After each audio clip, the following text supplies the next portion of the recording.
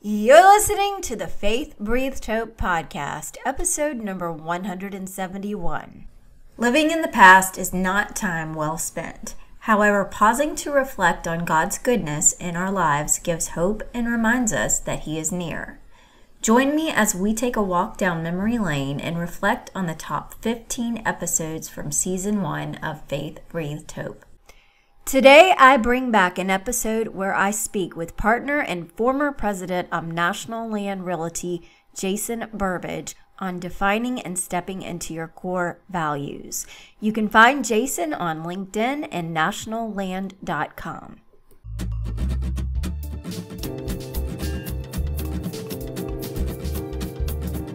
Welcome to the Faith Breathed Hope podcast, where we gain inspiration and motivation from others who share their touching stories of renewing hope and discovering purpose in any circumstance. I'm your host, Christina Reisinger, and today we will be encouraged by another tremendously inspirational topic that will embolden you to release fear, begin taking small steps forward, and move into your God-given purpose to live and serve in this life. Join me for today's story.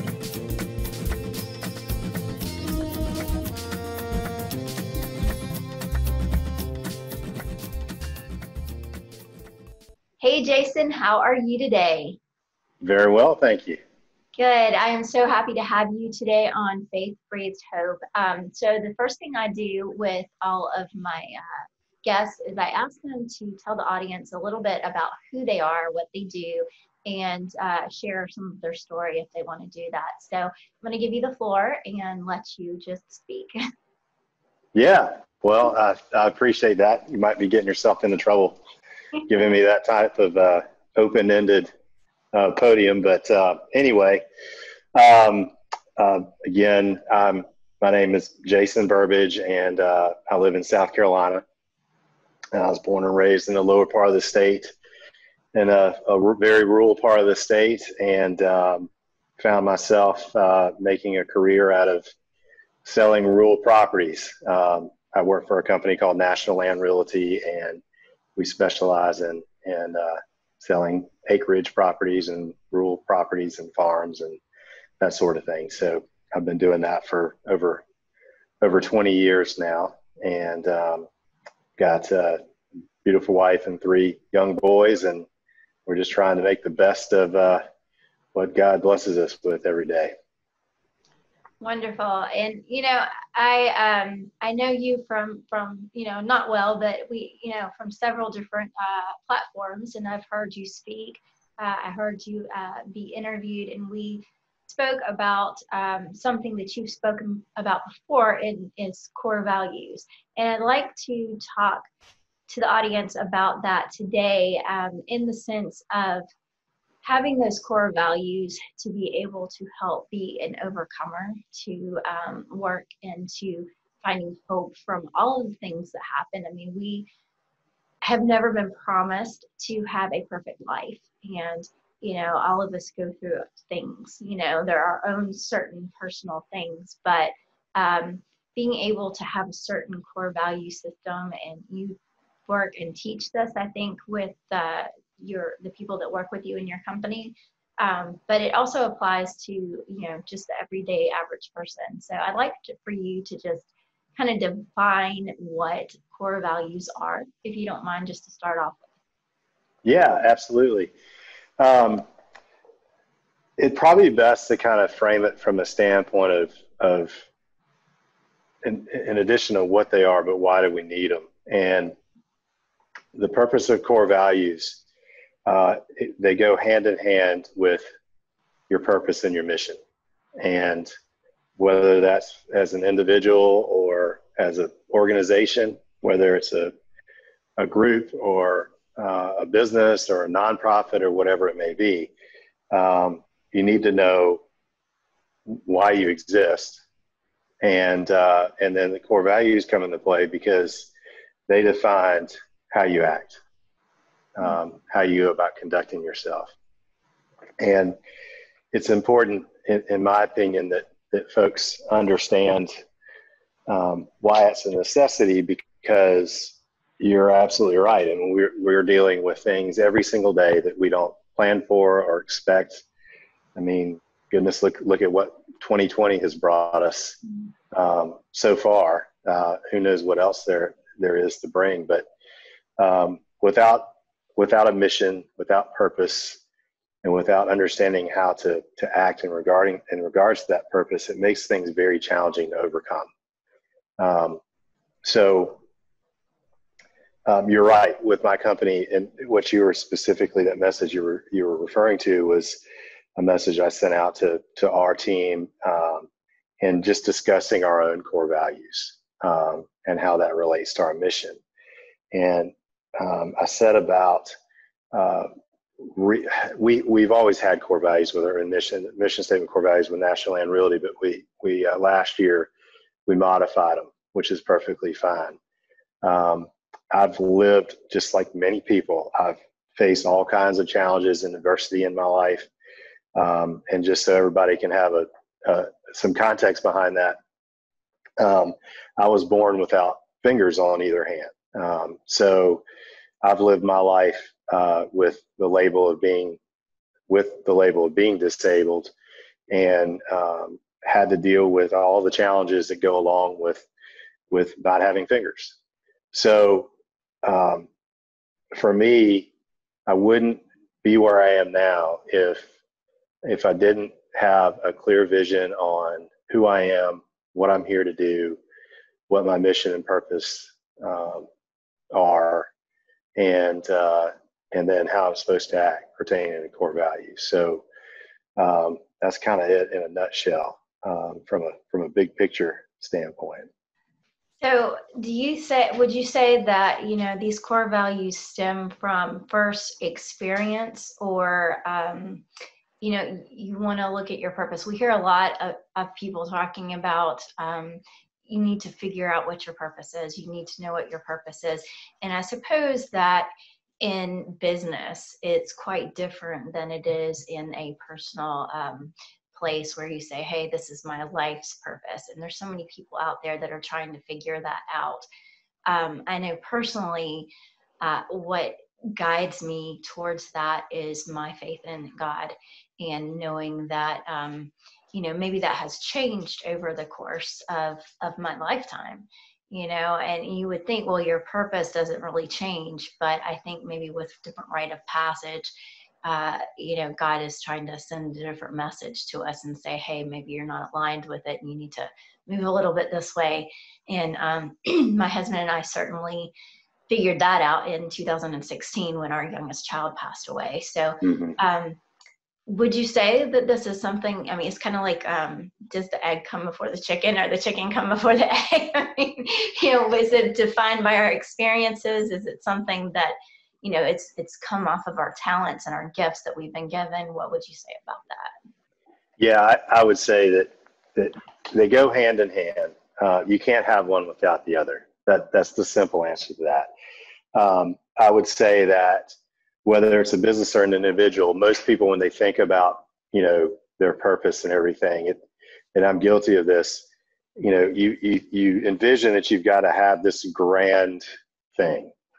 And if you think about corporate mission statements, most of them are incredibly difficult to recall, remember, read, because the first one I ever was a part of building ended up that way. I couldn't even tell you what it was, and I helped write it. And it's just because we have this thing that we believe that everything's got to be this grandiose vision, and that we have to adhere to, when in reality, I'm a firm believer in simple is often the best way to go. And you're absolutely right in that you said that it changes. We grow, and as we grow, we change. So the purpose and the mission and the core values all go hand in hand to help keep you centered. I view it as like a guide, so to speak. And in fact, just in the things that are going on right now with the the things that have happened here recently with our country, and the focus right now that's on equal rights again, and the pressure that a lot of people feel, I think, to talk about what that means to them, whether that's a company coming out with a public statement because they actually believe it or they feel like they have to for PR reasons, or people voicing their opinions and beliefs, for everybody else to see. For me, when I think about all that, I always find myself coming back to what are my core values? So how do I act? And instead of having just this elaborate thing, for me, it's simple. One of my personal core values and that happens to be one of National Land Realty's core values is quite simply treat people right. And, I don't think it has to be explained any more than that. Treat people right. So, so the interesting thing though is this, and I think this is important, because I ask this question now whenever I'm involved in interviewing people for work. And there's no wrong answer to this. I'm just curious. And I ask the question, do you have a personal mission statement? Mm-hmm. And most people don't. And that's okay. I didn't have one for years. I had in my mind what I thought, but I'd never taken the time to actually commit it to writing and really think it through. And when I did that 4 or 5 years ago, it really changed things for me, because I was able to wake up every day with clarity on who I am and what I'm supposed to be doing. And then how do I go about acting and doing that? And when I talk to people about this, I think it's very important to know it doesn't have to be, you don't have to go out and save the world or anything like that. Your purpose very well could be, in that moment in time, the best, husband to your wife, father to your children, the best neighbor that you could possibly be. That may be it. But when I say that may be it, I say that meaning that it is a big thing. If you look at it that way, if your sole purpose is to be the best neighbor to your neighbors, and you don't take that lightly, that can be quite powerful. Imagine if everybody, and especially with what's going on today, led with the thought of, I'm going to be the best neighbor possible, and what that could do for communities. And that idea of leading with love, and focusing on the big things and not the little things to get people all riled up. So that's why I think it's such a big deal. And I think that if more people spent time thinking about that and really, asking themselves what that may be, and understanding that it's a bit of a journey. It's not always clear, but if you're thinking about it and you're focusing on it, it will reveal itself to you. I mean, God will reveal it to you. I mean, he did for me. But it didn't become clear until I really started asking him about it, if that makes any sense. Yeah, it does. And, so many people talk about how they pray and they don't necessarily hear from God. But personally, I found that the more that I'm in the Word, the more that I give over for me, it's mornings. We have a morning devotional, that I pray, that I have more clarity, the thing that I've been asking for so long. And, the caveat to that is that, like, when I don't have a chance to do that, and there's too much noise and there's too much chaos and doesn't seem to be enough time, it seems to increase in all of that chaotic nonsense, so to speak. Yes. If I take that time to try to be still, which is super hard for me, but if I take that time to be still, then yes, that does become more clear. And the thing that you said, just be good to other people, and I know that wasn't exactly the way that you said it, but I've been thinking it's just like the golden rule, do unto others as you would have them do to you. And, the Bible tells us love everything. I mean, it's all in the Bible. It tells us to love. And, you could probably take that and twist it for your own good. But God says we're supposed to love each other, and that it covers a multitude of sins. As far as your mission statement, do you mind sharing what your mission statement is, or at least for somebody out there who doesn't know how to put one together, maybe, explain to them what exactly that is and how that they can develop one? Sure, I'd be happy to. I'll give you a little bit of context to it and share how I arrived at it, because I started thinking about, why I was put on this earth years ago, but it was from a negative perspective because, I had to deal with, being different, and we talked about equal rights. I mean, this does not have anything to do on the scale of what African Americans and minorities are having to deal with, have always had to deal with, but more so just about being different. It's a challenge to go through life when people look at you and look at you as being different, and especially think that you can't do things because of who you are, the way you look, whatever that may be. So it started off for me from an aspect of when I was younger. My prayers to God were angry prayers. Why'd you make me this way? I hate this. All I want to be is like everybody else.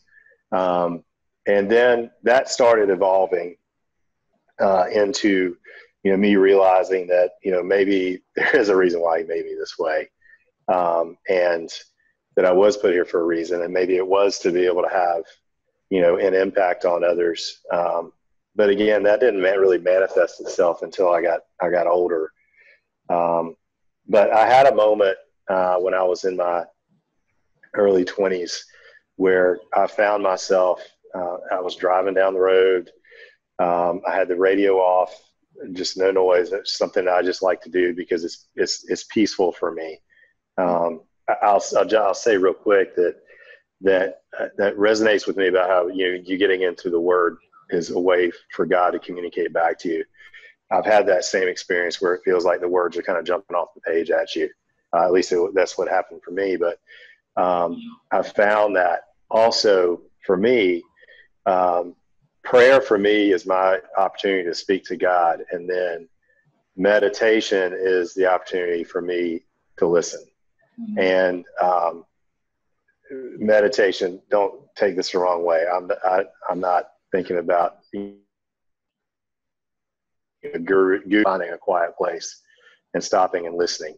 And so anyway, I found myself in that situation driving down the interstate one day, and I found myself in a conversation with God, and he basically said, look, I know that things were hard for you, and I heard every prayer that you ever, said to me about, how hard it was and that sort of thing.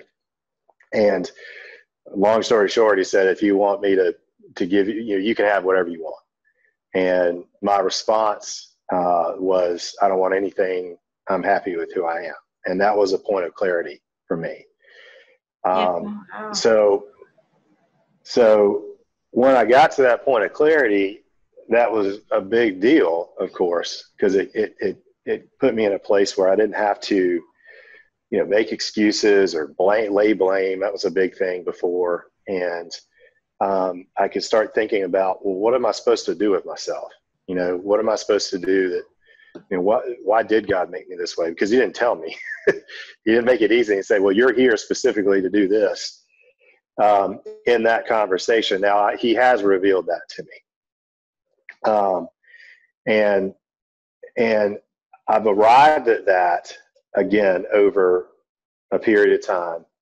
And I think that awareness for me is a big thing. It's something that's in my prayers, just to be aware of what's going on. And I've found out that over time that I've been able to accomplish a lot. I've been able to overcome the physical disadvantages that I have, and I've been able to turn them into advantages. And what that revealed is that, in my belief, is that I'm here to inspire others to be able to the word I use is dominate life through faith and perseverance. So that's my mission statement: to inspire others to overcome, what we experience in life through faith and perseverance. It was not always that way. I mean, this thing has evolved. I mean, faith and perseverance recently just came into that. And it was just because one day I just realized that I was missing a big part of it.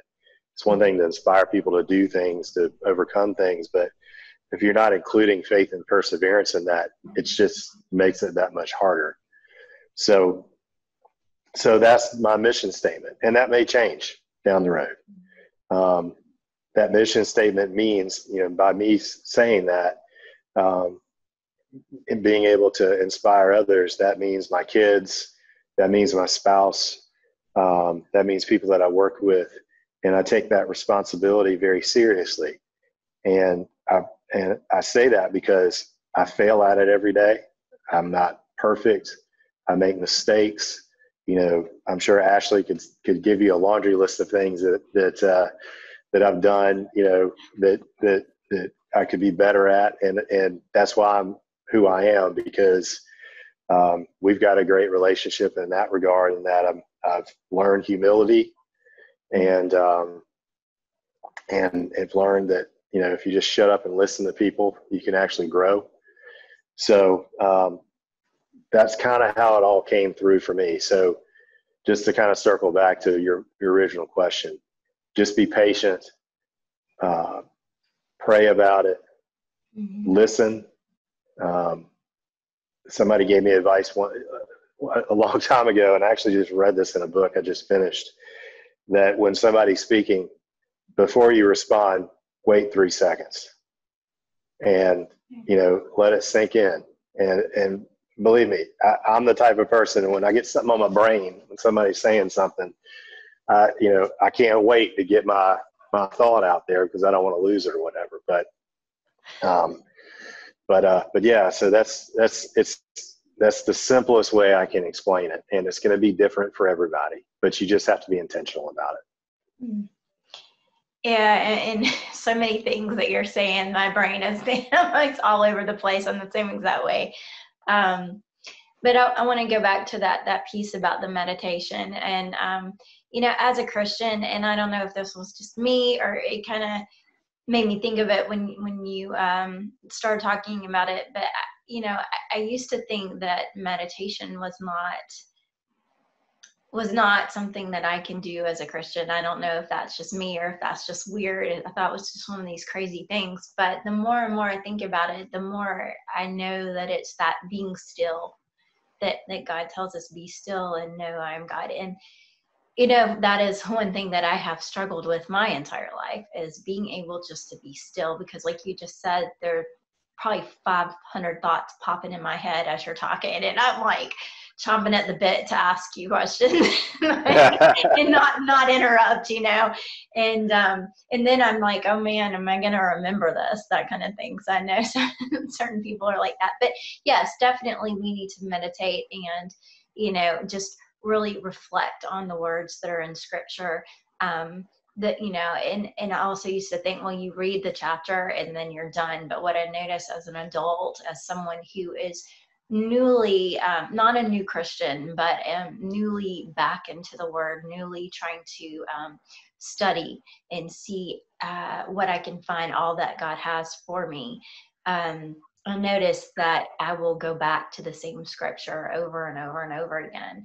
And, the fact that you talked about faith and perseverance, that's what this whole podcast is about, and it took me losing my child to figure out that the best thing for me and my own purpose is to serve other people. Because what happens, and I didn't even realize this until I was probably a year into doing the work that I do, and 3 years from her passing. But by being of service, by helping others, we are forwarding God's kingdom. We are, doing His will and His work. But we're also we're helping other people, but it's also helping us.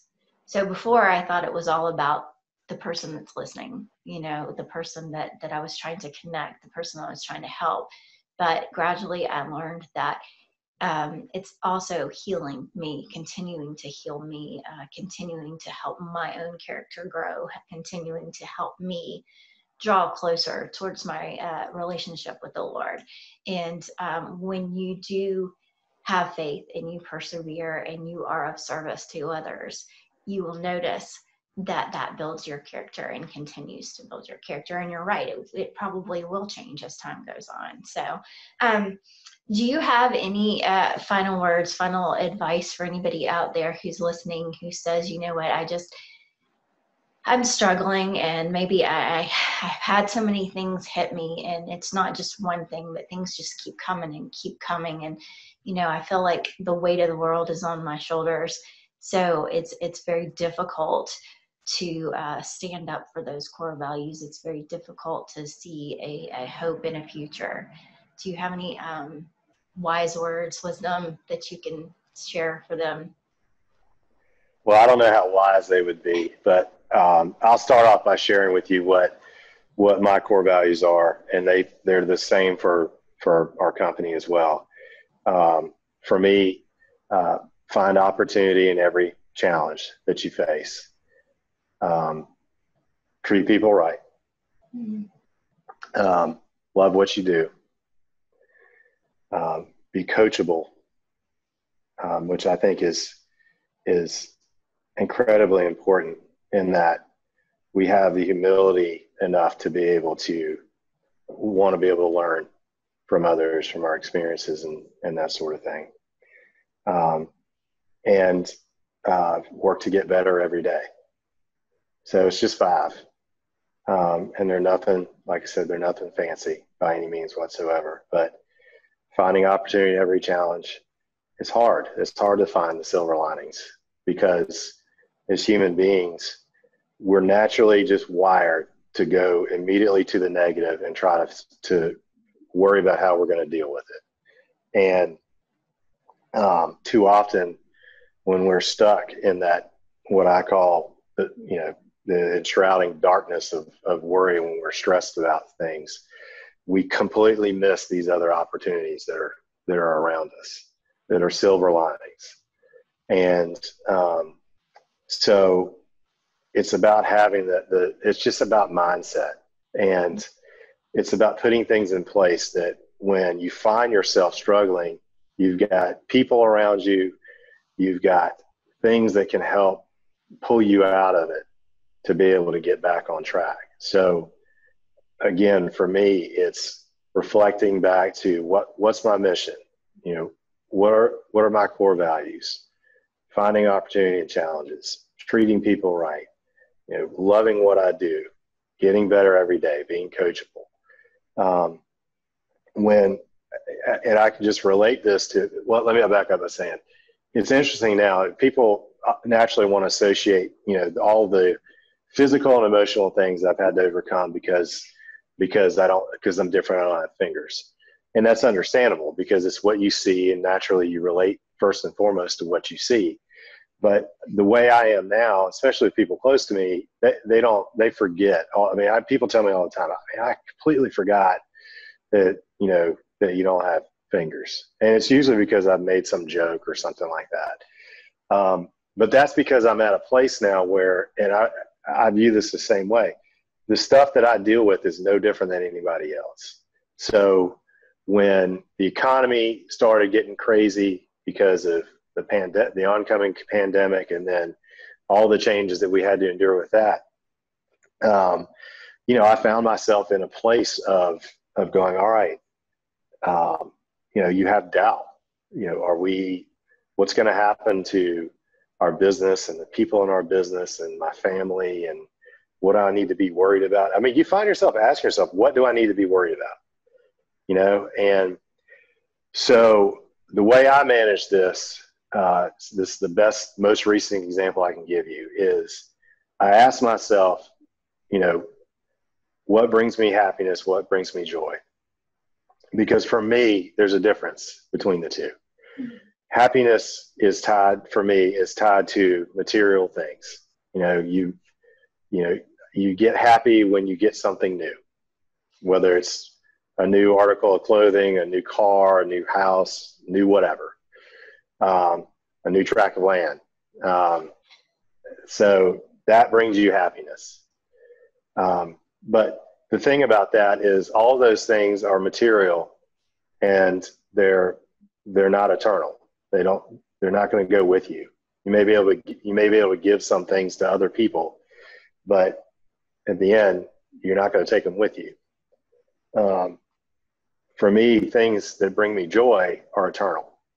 So when I went through all this, I started asking myself, okay, well, what are the things that I associate happiness with? And that was all of our stuff, you know. But when I thought about the things that bring me joy, that's my marriage, my children, the people who I'm very close with. And so I started asking myself, all right, worst case scenario, I'm pretty darn confident that Ashley and I will be able to keep some kind of shelter for our family, roof over our heads, and some kind of food on the table if things got bad. We'd figure out a way to do that. It may not look exactly like it does now, but we'd figure out a way to do that. So then I don't have to worry about what I might lose at that point from what somebody would think of me if I wasn't driving the vehicle I drive now. I'm driving a beater instead. And that takes a lot of stress off of you when you don't have to worry about what you might lose in that regard. And that allowed me to focus on what brings me joy. Well, being there for my family. And then the other component of it is what you mentioned before about how doing things for other people is very therapeutic. And so what brings me joy is letting people know that I care about them. And so one of the ways that for me that kept my strength renewed during the uncertainty that we're quite frankly still in is by doing what I refer to as care calls. And it was very simply calling people that I know and letting them know when they answered the phone, hey, it's Jason. I just was calling to let you know I was thinking about you. And then I'd shut up. And every single time it was just like that permission for people to go, man, I'm glad you called. And then you start having a conversation and you're able to be a listener so that people can get whatever it is that they're dealing with off their shoulders. And then you can answer questions if they ask for your advice and that sort of thing. That renewed me every single day, so that there were days, of course, where I came home and I was wiped. And of course, I never want that to impact family life at all. But sometimes it's just hard. But knowing that even if I was wiped at the end of the day, knowing that the next morning I was going to be making more calls, it gave me that hope that I needed, that I was going to be able to share some joy. So again, it's not difficult in the grand scheme of things. It's just about focusing on what's most important and becoming clear on what's most important. And once you have that clarity, it becomes much more simple. And as I said before, simple is often the easiest way to go.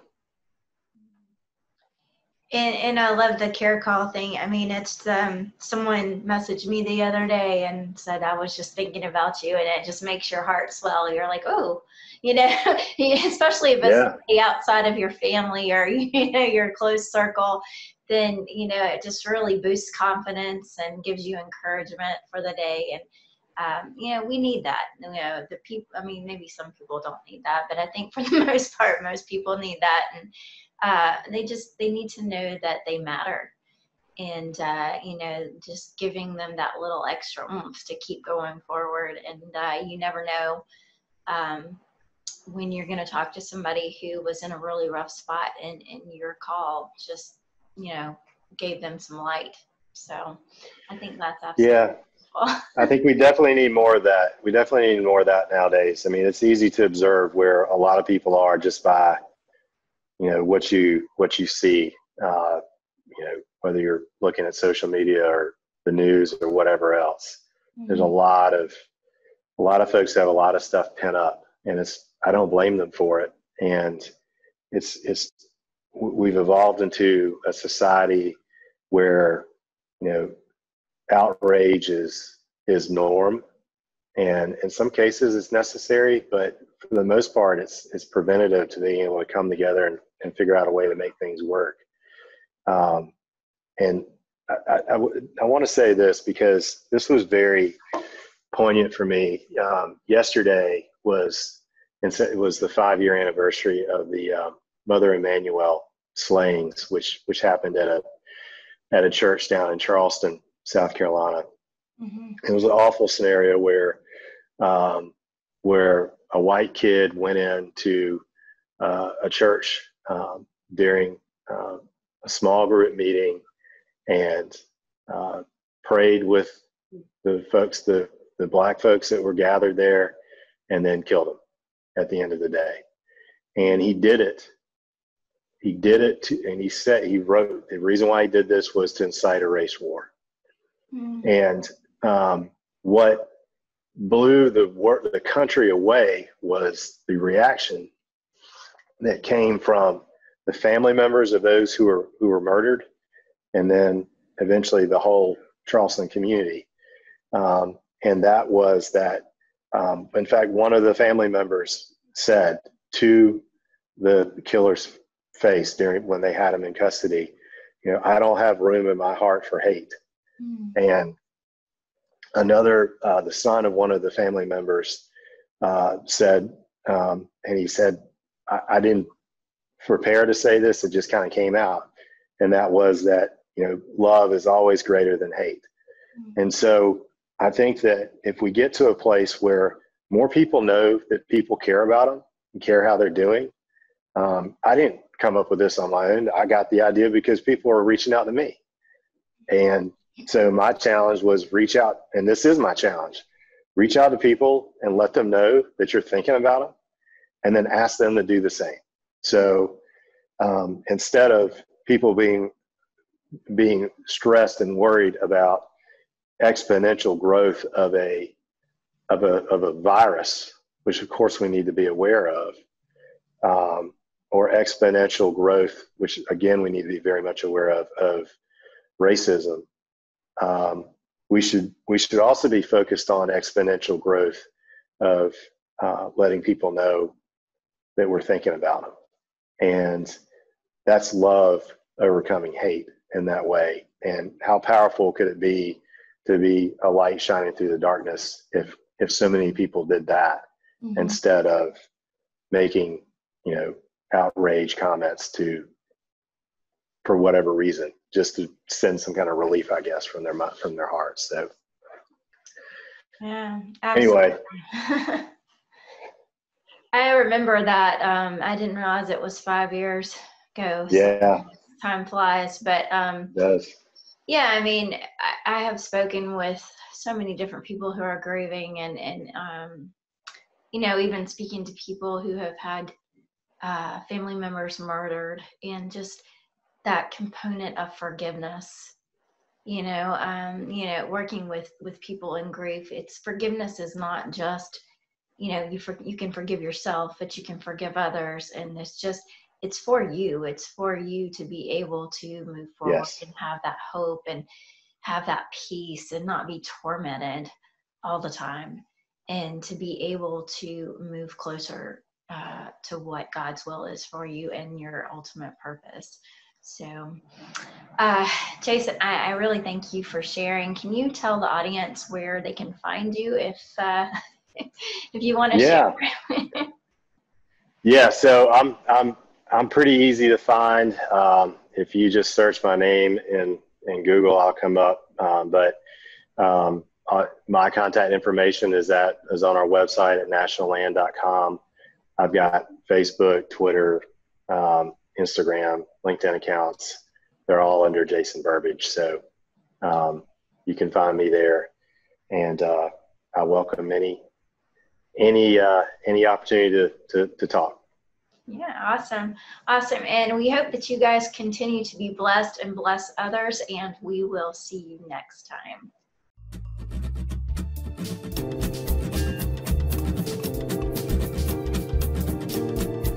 And I want to thank you for joining us on Faith Breathed Hope, where you gain inspiration and motivation to renew hope and discover purpose in any circumstance.